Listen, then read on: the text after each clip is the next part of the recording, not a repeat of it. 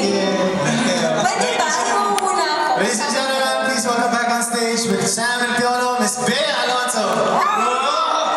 Alam na si Bea, pumunta pa ng Soho yan para mabili lang yung nasa. Nabigla sa New York.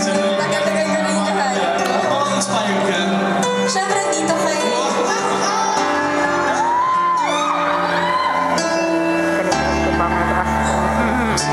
Para sa inyo po.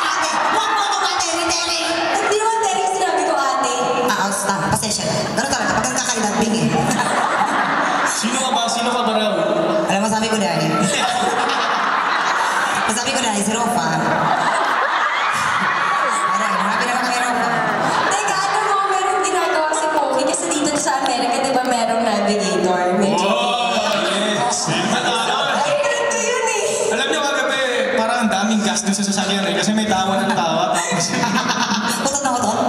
Ay, hindi ako! Wala naman. Hindi, kasi Ano di ba- ba sino major mutan ito sa Samuel? what the hell?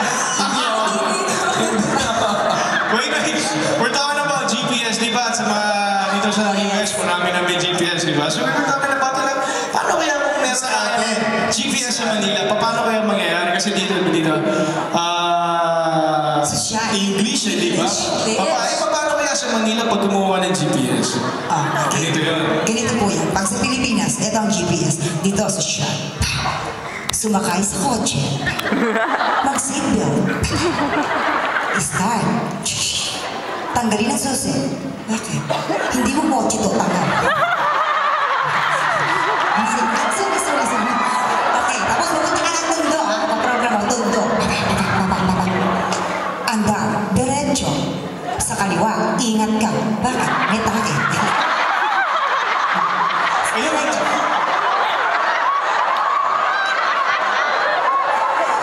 Kumanan ka.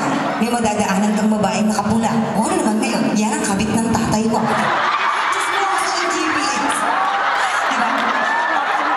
Ayan. Pagka naman sa Forbes, susya. Drive straight. Turn left. There's a two servants talking about their amos. Hindi sila sumisweldo, 2 months na. Ang mga amo daw nila ay drug lord. Maraming salamat, Mama! Oh, di ba yan? Yung mga makeup artist namin na malaki na itulong sa ganda ko. Si Gigi and si Lady. Thank you, Lady and Gigi. Ayan, asan yung mga drivers natin? Ang drivers natin na may GPS, Tito Boye, Tito Ramon, Kuya Chito, at si Tito Mar. Gusto rin namin pasalamatan si Gigi, of course, nakasama natin for a minute. Yes, and thank you so much, Tita Lur.